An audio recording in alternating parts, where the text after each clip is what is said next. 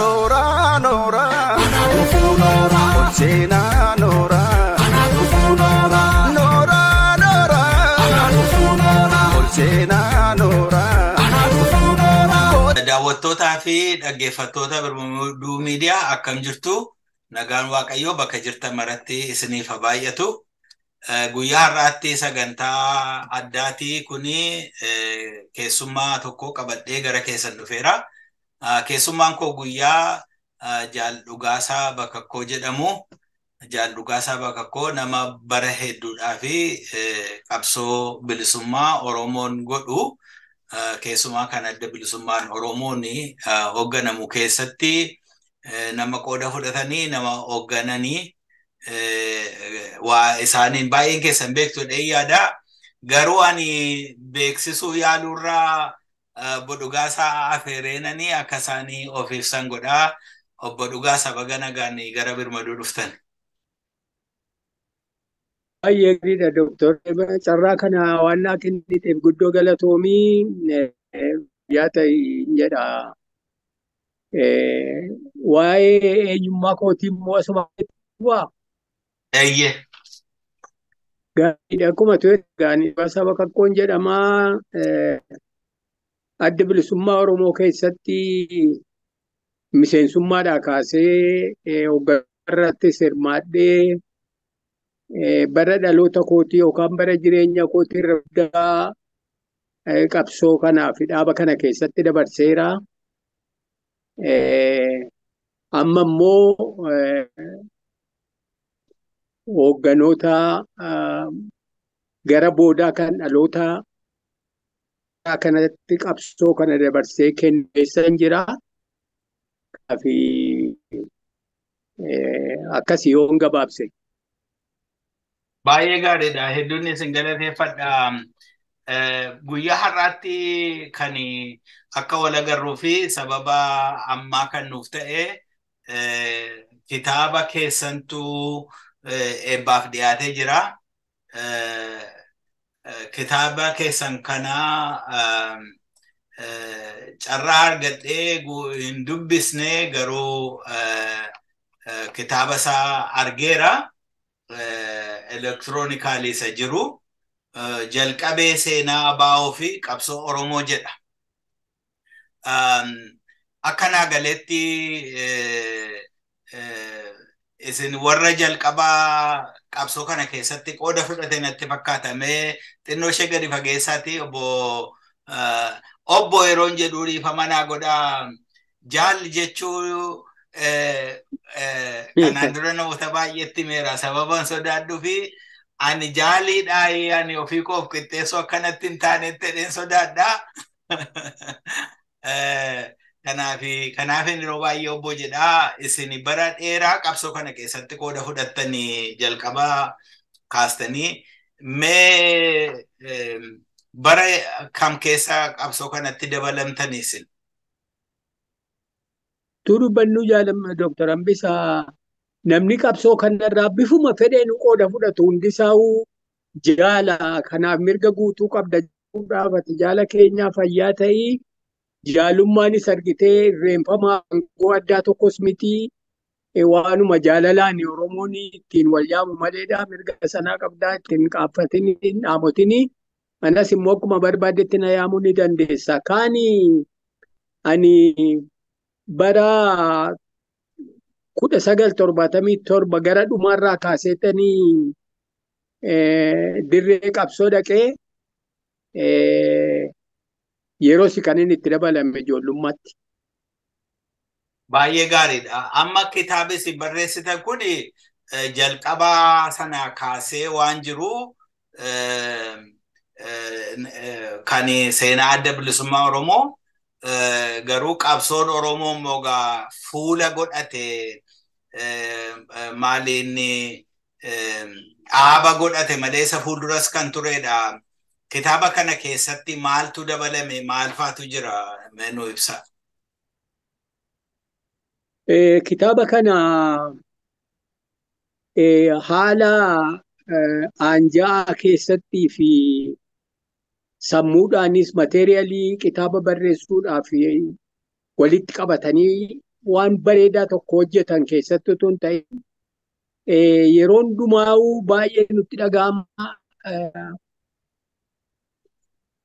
Uummanni Oromoo uummata guddaadhaa fi qabsaa'ota hedduu, gootota hedduu, seenaa guddaa uummata qabudha. Dhaabi isaa kunis akkasumatti seenaa guddaa dabarse. Ilmaan Oromoo dhaaba kana keessatti golee Oromiyaa hundaa keessaa irratti hirmaatanii wareegama hangana hin jedhamne guddaa baasanii utuma jiru dhugaadha hanga muramneetti silaa'u mirgi sun hedduu dilas hin mul'attu. Mirgi hedduun gonfatamee utuu jiru mirgi sunis hin argamu, hin dhaga'amu, galatas hin qabu. Firrillee diinillee yeroo hundumaa'u kan dubbatu waggaa dila kana qabsoo godhamee maaltu argame gaaffii dhumatu lafa guutaa waggaa 50 qabsoo godhamee maaltu hojjetame mirga kamtu jira isa jedhuu fi haaraama godhamee guyyaadhaa guyyaatti qabsoon kun maali akeeka qabsaan iyyuu hin beekamu diinni maqaballeessiidhaaf xiqqeessuudhaaf godhaa inni kan keenyaa immoo dhabeetuma yookaan jala bu'ee waan itti mamee sirraanfatuudhaan yookaan immoo baruu barbaaduudhaan diinaa wajjin jedhaa. Baay'ee mataa nu dhukkubsa. Seenaan uummanni Oromoo bilisummaa isaatii fi durii kaasee adda bilisummaa Oromoo jalattis godhe galmaa'ee sirnaan laayibireerii keessa taa'ee bifa kitaabaattiin qophaa'ee dhaloota haaraaf dabarfamee bu'uunsaa baay'ee nu hoosisa ture. Egaa sanarraa kaka'ee yoomuma argitee wanti kun ta'aa jennee hawwurraa yaalama turree dookumentii kanas daataas qabataa turreetuma guyyaa tokko barreessina jennee kaa'amaa turre dureettis akka biraattis akka dhaabaattis haala qabsoo wal qabateen daataa takkaanii haala lolaa keessatti takkaanii booji'amaa takka mana gaatti tolchinee miti kakeenyu. Holqa Oromiyaa keessatti goda jennaan achitti goda keessa kaa'amaa rooba jira. Haala adda addaatiin tura keessa nama dura hir'ina hedduu keessatti tuma har'a bor jennu seenaan akka barraa'u feenuuf akka namni keenyas beekuu barbaannu tolfamuu dhabee mataa nu dhukkubsaa ture. Kun seenaan kun guddaa bal'aadhasii. Eeggannoo guddaa akka irraallee akka ittis hin daballee garuu har'a boros jennu harkifatee lafarra baatee jennaan ani namummaa waan kana hanga tokko beekuyyuu dhabame hir'atee dhumee waan umriidhaan iyyuu deemaa jira. Wanti kun yoo hin galmoofne yoo hin tuttuqamne booddee rakkoo biraa seena kan jiraatan. Hir'ina hedduu keessatti responsibilitii isaa fudhadhee waan hin beeku walitti coree kaa'u bor nama kitaaba gaarii nuu barreessu karaa isaatti jedheetuma waan argitee akkaataa gaafa qabsoo jalqabnerraa yookaan anuutti seenuu kooduraallee waan gabaabsee ergan itti seenee waan hin quba qabu akkaataa argitee jireenya waboo. Akkamitti tubamee maal hojjee eessatti qabsaa'ee kamii ka jedhu guddaatu dubbannu kitaabni kun naannoodhuma ani qaamaan isa bobba'aa ture waan hin beeku irratti hirkataa kanaafuu baha Oromiyaa kibba Oromiyaa kibba baha Oromiyaa kibba Oromiyaa irratti kallatteeffate isa kaan jaallan keessa turan irra keessa bobba'aa turaniif akka gaariitti quba qaban jiru isaan immoo ni barreessu gaaf tokko. Inni suniif inni gara bahaa kanan barreessu kun walitti dabalamee kitaaba guutuu nu ta'a jedheetan waleeguudhaaf yeroo barreessu irra jedhee waan hin ofii kootii quba qabu ka fuula kanaa tiifi hawaasa keessaa yeroo adda addaatti waa'ee qabsoo Oromoo waa'ee adda bilisummaa Oromoo ka'us deebisuu yaaluudhaan hanga tokko goggodhee kitaabni kun gaadha jedhee anuu mataan koo waan inni itti quufu miti. Haa ta'u garuu nama bor kitaaba nu barreessuuf waa'ee saba Oromoos waa'ee qabsoo keenyaa waa'ee dhaaba keenyaa waa'ee wareegamtoota keenyaa hanga tokko tuttuqeera isa kana gaa bu'uura namaaf ni taati nama barbareessuuf ka jedhudha Dr. Hambisaa. Baay'ee galatoomaa. Amma dhimma kaasan keessatti yeroo baay'ee dhimmi kaafamu tokko kaayyoon qabsoo bilisummaa Oromoo maalidha? Abdiis bilisummaa Oromoo yeroo qabsoo Oromoo kanatti fuula godhe yeroo inni kan dhuunfaa kan iddoo tuun ta'ini kan waliigalaa ta'e qabsoon kun akka finiinu yeroo godhu maalidha kaayyoon ka'ee fi kaayyoon kun immoo kana keessaati qabsoo kana keessatti amma guyyaa har'aatti isa kamtu guutee isa kamtu immoo hafe kan jedhu jira. Isin maal jettu? Kaayyoo kanaa fi akeeka qabsoo kanaa waan ilaaluun amma gara boodaa kana har'a yeroo jirru kanatti akka waan afanfaajiin yookaan konfiyuuziniin jirutti yookaan dhaabbii ifaadhaan lafaa hin kaa'aminitti dubbata. Wanti kun akkasii miti. Dhugaan gaafa sana jiru dhibbaa dhibbatti utuutti dabalin irraa hin hir'isin afaanuma guuttannee bilisummaa jenna walabummaa afaan guutuudhaan Oromiyaa bilisoomsanaa uummata keenya bilisoomsinaa jenneetuma kaane hanga bara chaartaraatti. Takkaa namni tokko illee akka miseensaattis akka hoogganaattis bilisummaadhaaf dimokiraatik riipabilikii Oromiyaa uumuu gaaffii jala nami galchee nami kuweessenii godhe tokko illee hin dhalanne hin turre miseensa keessaas hooggana keessaas Oromiyaa bilisa baafna jenneetu jalqaba seenne hanga argitee bara chaartaraatti. Kana hubannoota politikaa guddaa hin qabnu.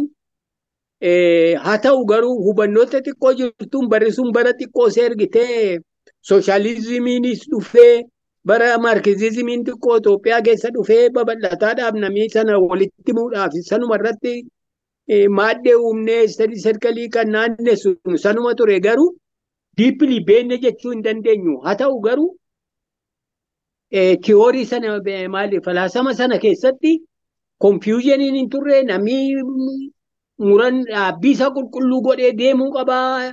Ayyaallallattummaan kijibuun har'a tokko jedhanii bor waan biraa jedhuun hin ayyamamus tulee nutis immoo argitee kan waan dudubbifne waan dhageenyarraaf waan yeroo sana argitee biyyoonni adda addaa ka qabsoo bilisummaa godhan jiran baay'ee nama haamilchiisuudhaan waa'ee argitee Veetinaam fa'aa jira bara sanaa waa'ee Kiyubaa fa'aa jira waan ceeku beeraa fa'aan godhantu jira. Afrikaa keessaas qabsoon deemaa ture kannoos ni ture. Nutis akkuma sana taane jennee bilisummaa keenya daawwitis hin goone hanganas itti turre jennee yaanne dhaabbii ifaadhaan itti seenne bara chaartaraa gaaddiinaan wal qunnamnee warra Habashaa warra kaabaa kanaan walitti dhufnee siyaasaa jechuun nu eegalame. Siyaasaan nu keessatti bara chaartaraatti as eegalame. Bara chaartaraa achi ilmaan Oromoo akka faamiliitti walitti dhufuudhaan waan biraa tokko tiyoorii biraa ayidooloojii biraa tokko hin beeknu bilisummaa jechuudhaa fi ilmaan Oromoo walitti namuudhaan waliin jiraatu waliin wareegamu waliin qabsoo godhu malee siyaasaan nu biraa nun seenne. Kanaaf bara chaartaraa xiqqoo seenamis argitee biyya seenee kaanis ministeera ta'ee kaanis aangoo dhandhamee inni waraana ta'es inni gaara keessa haala baay'ee ture magaalaatti ol bahee uffata uffatee boonee ni bashannanee waan biraayyuu siyaasaan illee nama seentee xiqqoosee haalli hadhooftuun sun yeroo mudatutti dirreetti gad deebi'anii haala qabsoo hadhooftuu kaleessaa sana itti deebi'uun nama sodaachifne hin jedhamu. Kanarraa akka ka'e namni bana baasuun akkaataa Itoophiyaa kana wajjin itti jiraata koonsiidarii gochuun siyaasaan adda addaa dhufteeti booda gaaffiin kun Itoophiyaa akka goonaa yookaan wajjin jiraannaa yookaan immoo ergasii sirna qabsiifataa yeroo deemnutti waa'een hiree murteeffannaa kun dhiibaa dhufee inni dhaabbii keenya ta'e isuma sanayyuu kan sharafanii gad deebisuu barbaadan jiru akka dhaabaatti garuu hiree murteeffannaa uummanni keenya akka bilisummaa isaa murteeffatu carraan kennamuufii qaba. Lakkii bilisummaa hin barbaadu Itoophiyaa wajjin warra Itoophiyaa saboota Itoophiyaa wajjin wal taanee ofii keenya waliin immoo tolfannas yoo jedhe sun fedhii isaati. Garuu the minimum uummata keenya mirgi hiree isaa murteeffatu haa kennameefi sana booda tokkummaa yoo jedhe waliin haa jiraatamu. Ofiin danda'as yoo jedhe haa jedhu borumtaa isaa'u tokkummaa ni barbaachisa. Tokkummaa namni jibbu hin jiru. Tokkummaa wal qixxummaati malee kan nuti barbaannu kanaaf akeekana bilisummaa Oromoo kana ta'u irratti wal quba qabna. Sirnaan ka jiru seera dhaabaa keenyarra ka jiru keenyarra ka jiru kana confusioniin hin jiru beekaatu garuu tuma dhaanii waan bilisummaa Oromoo loluuf hin beeknu jedhu warri diskireetii godhuu barbaadu. Isa kana keessaa gaa maaltu guutame maaltu hin guutamin ka jedhu haalli Oromoo akka gaafasiitii fi kanarraa akkaataa jireenyaatti, akkaataa nyaataa, akkaataa uffataa, akkaataa argitee oolanii buluutiif fayyaatti population hanga ammaa kana gawaa baatu malee wayyaa ture. Har'a garuu inni gaafas qabuu fi har'a qabu samiidhaaf dacheedha. Rakkoon jalqaba qabsoo guddaan nu gaafate Oromoodha. Oromoo ofiin jechuun waliin jechuun wal fudhachiisuudha. Alagaatu hin ta'in qabsoo sanaatti kan walitti godhu har'a sun hin jiru. Namni tokko erga sammuudhaan bilisoome diina isaas beekaa har'a Oromoon fira isaas beekaa waliis beekaa bilisummaan akka isaa barbaachisu mirga isaa ta'us ni beekaa. Kana nami qabu dur rakkoon guddaan keenya nuti xiyyaaraan barbaannu taankiin barbaannu madaaba dura isa sinuma barbaanna garuu sana dura utuma uummanni keenya of nuu bare utuma diina isaa nuu bare utuma immoo walii isaa bare utuu tokko ta'e utuu bilisummaan barbaada jedhee nuyitti nu loluufaa dhiisee waan diinni jedhu dhaga'uu baatee bayyanoota qabaates waan kabiraa hundi ni dhuftee inni hawwaa turre. Amma waan nuti gaafa sana hawwaa turre huuta yeroo waan tokko waan hawwitu argattu qalbiin ilma namaa sumattaanu hawwa malee isa keessa dabarsite yaadattu jechuudha. Kanaaf uummanni keenya afaan isaa inni gaafa sana baduutti dhiyaatee ture har'a jiraatee afaan hojii afaan ittiin barreessan afaan addunyaan itti dhimma ba'uu dandeessu ta'aatu jira. Dammaqiinsa guddaatu jira. Maqaan Oromiyaa kun gaafas hin jiru har'a kun hundinuu jira. Kanaaf dhugaa dubbachuudhaaf baay'ee jijjiirraan guddaan jira. Waan hin bilisoomaminiif garuu mirginiif jijjiirraan argame kun hundinuu nutti hin dhaga'amu maleedha. Waan guddaatu hojjetame jennee waan dhaannus waan gammannus hin qabnu. Homaan hojjennes hin jennu lafamma keenya kana ga'uudhaaf waan danda'ame hunda godhameera. Lubbuun hedduun itti wareegameera. Warri hin du'inis immoo luqqaanii itti dadhabanii itti madaanii itti dheebotanii itti daaranii qabsoo kana asiin ga'aniiru. Kanaaf haala hadhooftuudhaaf dheeraa keessa qaxxaamuramee garuu mirgimaa hin argamne haalli mirgimaa injifannoon argamuudhaaf gaarantii godhu immoo uumamee jiraan jedha. Keessa ba'uun hin danda'amu bal'inaan kanaa ol dubbatanii Dooktor. Hedduu galatooma baay'een isin galateeffadha. Akkuma sila jettanii lafi jalqabamee fi har'a immoo lafa jiru sana wal biratti yeroo ilaalanii garaagarummaan jiru baay'ee guddaa ta'uusaa nama yubba ta'an tokko yeroo darba argeen lafa jalqabne sana kaasnee lafa har'a jirru yoo ilaalle nuyi bilisoomne irra jennaanaan jedhani isaan nama guddaadha umuriidhaan nama dheeraa. Kan nu hafe garuu akkuma isin jettani jira lafa durii sana hin jirru lafa ga'uun nuuf malu immoo hin jirra isa jedhudha fakkaata. Hedduu galatooma. Tarii kitaaba keessan keessatti kana xiinxaltanittu jedhee yaada. Lafi amma geenye kun guddaadha dhuguma. Karaa baay'ee dhufame akkuma isin jettani wareegama hedduutu itti kenname lubbuu qaqqaalii hedduutu itti dhume namoota baay'eetu akkuma jettan itti madaa'e itti joore itti jireenya dhabe itti cabe itti dhiigsaa dhangala'e waan hedduu keessaan dhufe wanti dhufe kun sun hundumtuu ta'ee jiru garuu maaliif lafayyaan nu hin geenye jedhanii of gaafachuun immoo dudduubatti deebi'anii ilaaluun immoo jira. Isin waan akkasii kana ilaaltaniittu sababa maal fa'aa argitu? Eeyyee ilaaleera. Sababni guddaan an akkan ofii jedhuu fi nama keenya beektaa carraa guddaa nuu kenne qabsoon kun. Carraa guddaan inni nuu kenne of baruudha.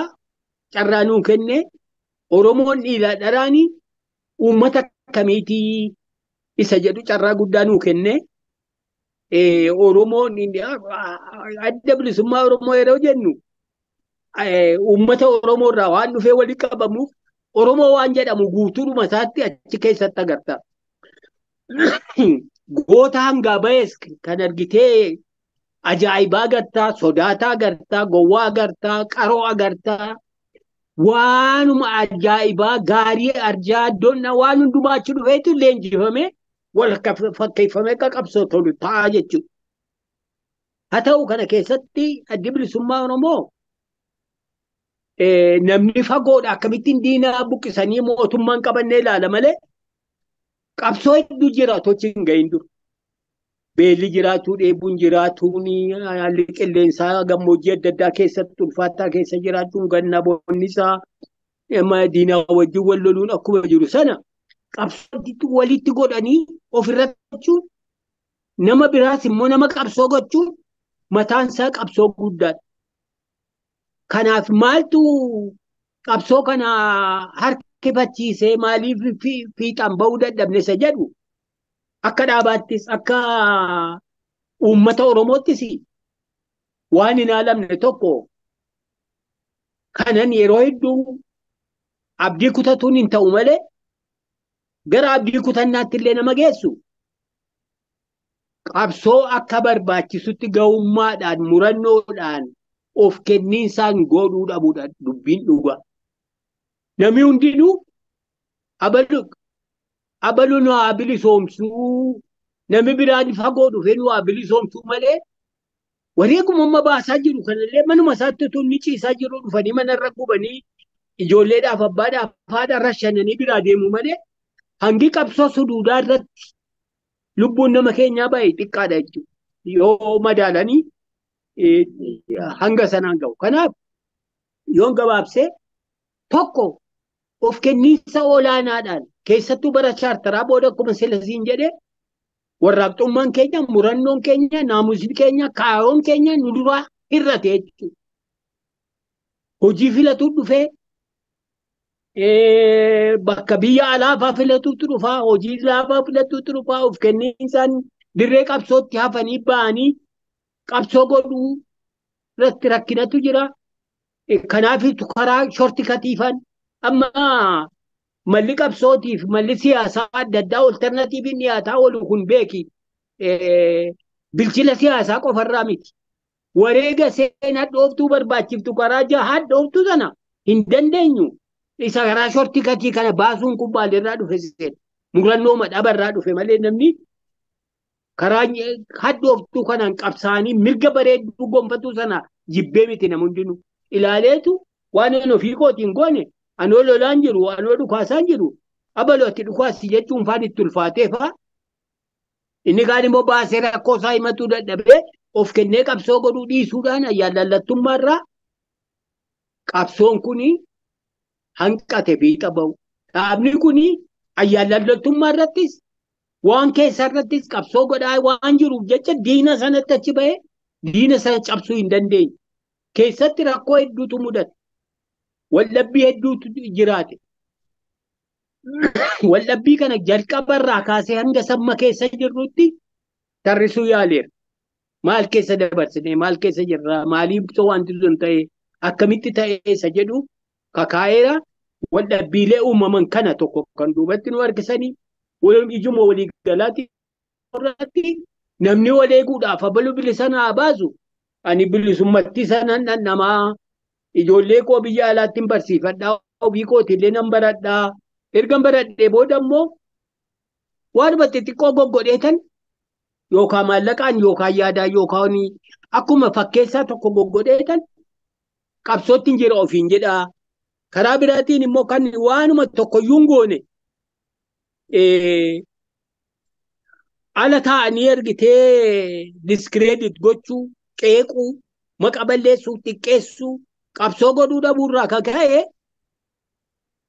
namni na taajjaba anoo beekaadha anoo hayyuudha akkamittiin qabsoo godhuu dadhabe namni beekaan kun namni inni itti tiffattee nu qotee bulaa nu qabsoo godhaa jira akka namaan hin jenne walumaa galatti ridicule godhanii qabsichumayyuu dhaabichumayyuu bishaan nyaachisuudhaaf arrabsuudhaaf xiqqeessuu yookaan immoo ergitee utuu wareega barbaachisu hin ta'e irra dibaama qabsoo godhanii bu'aasee keessaa argamtu immoo dura faa inumaa aangoos yoo ta'e dantaa biraas yoo ta'e faarfamas yoo ta'e utuma qabsoon godhin argachuudhaaf nama dorgommii godhutu wal heddummaate booda gaanamii akkuma durii eegamaa fi wal dorgomu qabsoodhaan ana caalaa hojjeta jedhu wal dorgomu amma immoo siyaasaan nu seene eenyutu argitee irra shawwaduu danda'a eenyutu argitee kaan irra malaan irra aana siyaasaa isa jedhan sana nu seene kanaafuu dadhabbiin akkasii ni jirti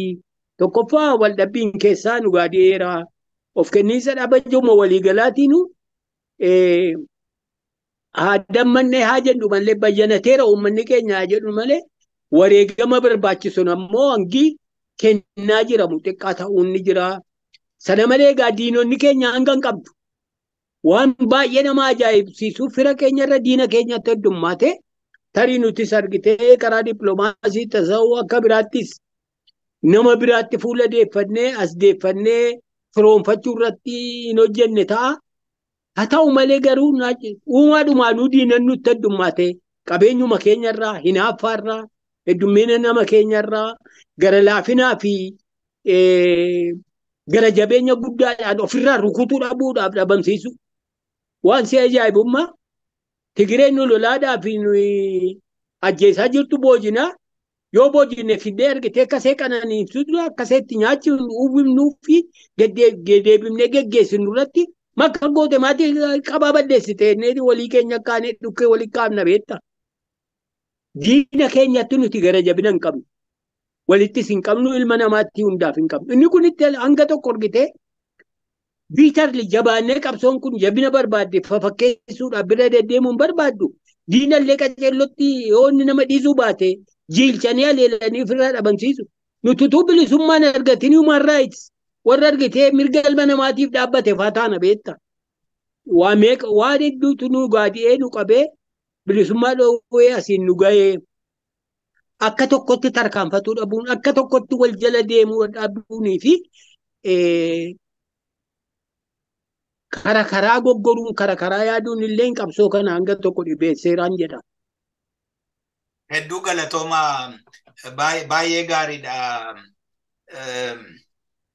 Dhuguma yoo yeroo fudhannee dhaabbannee lafa jirru of hin ilaallu ta'e maaltu gufuu nutti ta'e maaltu nu rakkise maaltu kiyyoo nutti ta'e isa kana immoo akkamittiin irra aanuu dandeenya. Keessumaa immoo amma yeroo isin warri bara dheeraa fi yeroo keessan humna keessan dandeettii keessan jireenya keessan dhimma kana irratti dabarsitanii qeerroof qarree amma immoo ol deemaa dhufe qabsoo kana fudhatu qabsoo kana dhaale inni saba isaa jireenya ammaa kana jiraatu jaalmarroon yeroo baay'ee durii abbootiin keenyaa yoo dandeenye bilisummaa ni baafna yoo dadhabne immoo ilmootti guddifna jedhanii ilmoon itti guddisan suni nuyi jedha. Ilmoon itti guddatu kun yeroo inni fudhatee balleessaa isaa abbootiin isaa hojjetan akka inni hin hojjenne dogoggora abbootiin isaanii dogoggoran akka dogoggorre sirreessuu kan danda'anii yoo ifatti ba'anii eeyyee balleessaan keenya kanarra ture dabni keenya kanarra ture dadhabbiin keenya kanarra ture isin immoo ilmaan keenya isa kanarraa baradhaatii fooyyessaa kan jedhu ifatti dubbachuun yoo dhufeedha. Kanaaf inni gaaffii sana isin gaafadhee hawaasa keenya keessatti yeroo baay'ee utuu diina hin ta'in utuu qeeqni keenya qeeqa diiguutu hin ta'in qeeqa ijaarsaa qeeqaa nama dhaabu tokko wal qeequu sanatu walitti ba'anii dubbachuutu hin jiru. Kanaafan kana sin gaafadhe. Dhugaa keetti dhugaadha. Baala kabraa wanti guddoon tokko qabsoo kana godhuun silaa dirqama. Gabrummaarra jirraa roorroon diinni nurraan ga'u nama hin teessisu garaa nama gubaa qabsoo godhuun dirqamuma. Hundillee godhuu yoo baate hangi murtaa'e godhee bilisummaa fiduun dirqama. Isa kana keessatti garuu qabsoo goona jedhee namni hiriiree jiru kuni hangi ga'eeyyuu makkamne inni ga'eeyyuu immoo inni irraa qabsoo irraa hirmataa jiru immoo qabsicha piriyooritiin godhatu.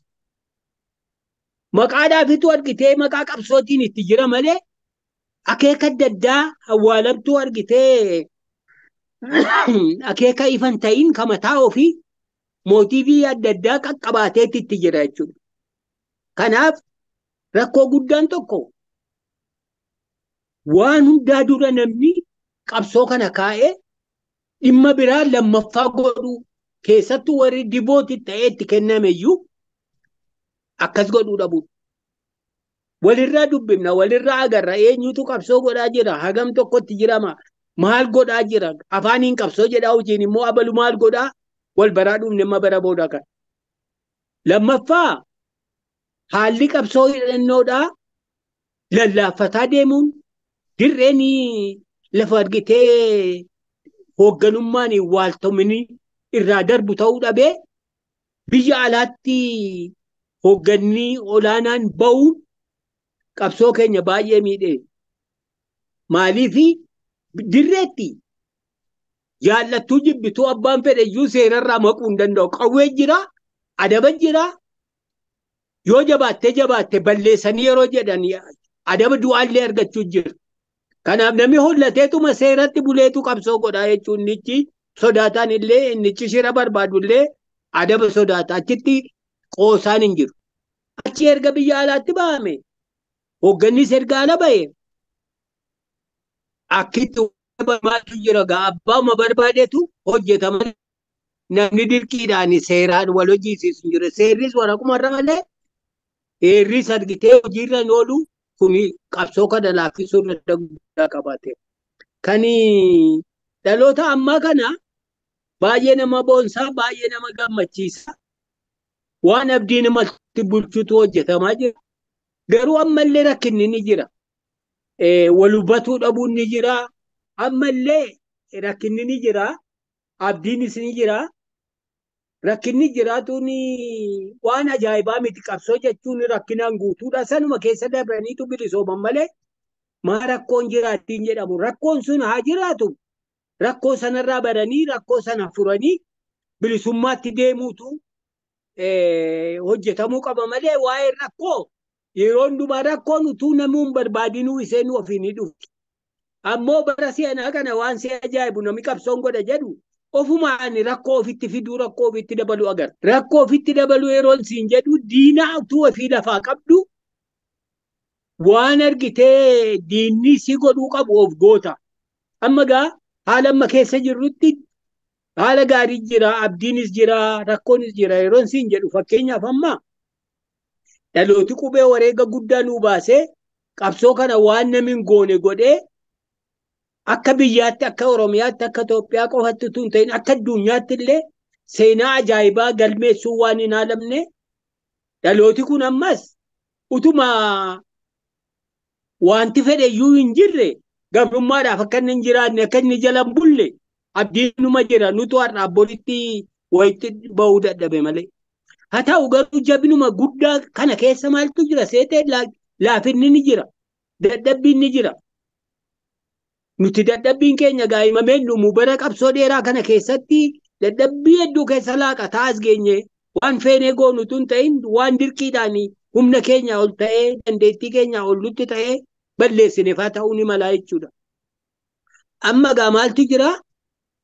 Silaa humni haaraan jennu kun dhaloonni qubee kun akkuma marroon nu jedha jette sanatti dhaloota hangafoota irraa baranii gorsa fudhatanii tokko ta'anii diina irratti fuulleffatanii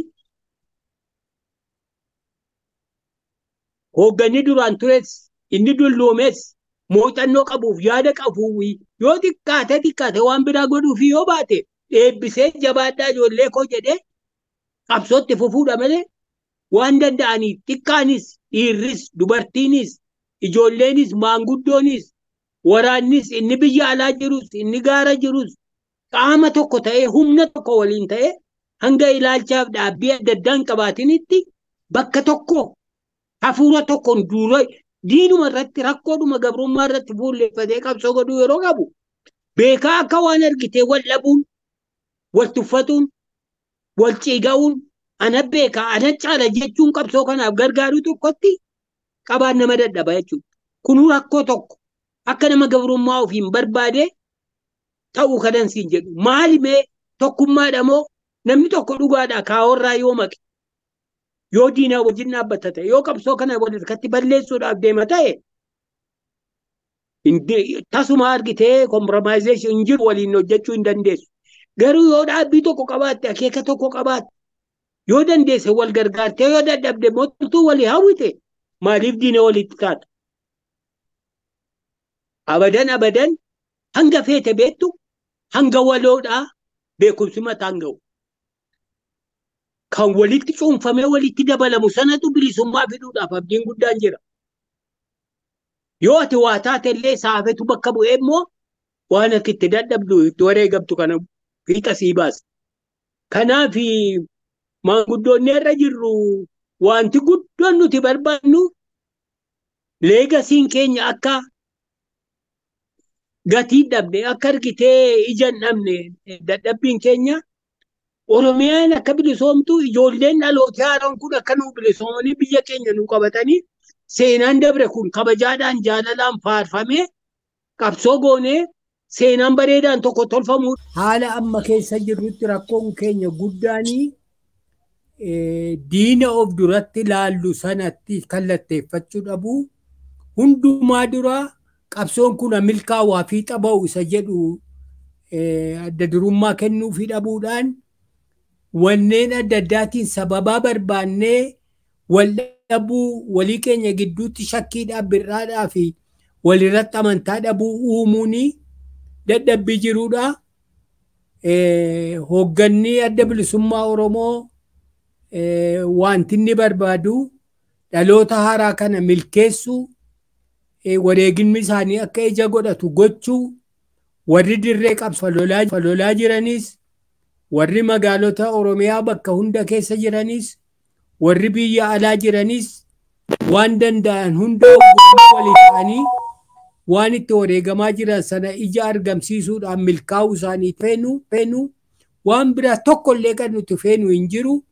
Isa kana keessatti namni hanga danda'ametti tumsa walii ta'ee wal gargaaree wal bira dhaabbatee injifannoon dhufaa. Isa kanarratti laafina kanas immoo irraa aanna jenneetu abdannaa. Nama akkuma buleen bayyanataa baraa karaa sirrii qabataa deema. Kanaafuu abdii guddaatu jira. Kitaaba kana keessatti isa kanas hunduma isaatu gaggabaabsee tuttuqeera jaalle hambisaa. Hedduu galatoomaa akkuma isin jettanii kitaabni kun sanbata dhuftu gaafa hagayya 19 sa'aatii 12 kaasee amma sa'aatii 3tti akka lakkoofsa naannoo DC'tti Eastern Time akka sanatti ta'a. Isarratti namoonni akka argamanii kanatti aansinee afeerraa isaaniif dabarsinaa dhaggeeffattoota keenya kottaa kitaaba kana bitadhaa jaallugaasaas jajjabeessaa. Akkuma amma kaasanii dhimma ciccimoo tarii namni biraanii yeroo baay'ee kaasuu sodaatu baay'ee kaasaniiru kitaaba keessattis addanarrattis kanarraa barnoota hedduu arganna kan jedhuun abdii qabaanis isin immoo itti dabalaa jaallugaas. Icha durii miti mataa gadiin qabannu qeerroo dhaabbaan biyyaa jennee akka dhaadannu aadee garuu hundi keenya waboo qofa furtuun keenya jaalannus jibbilus yoomuu dhiigna isaa kunnu keessaan koo jabinni kee sibiilaa cichoomni kee hunda caalaa yoo biika Hidhatte kannoo kee nu boonsite lammii kee. Maqaa makee farra geenye silaan jirru bannee yoona. Morma kanu gidduun seennee waboo konaa dhufuu noora. Noora noora. Dhufuu noora. Ol seenaa noora. Dhufuu noora. Noora noora.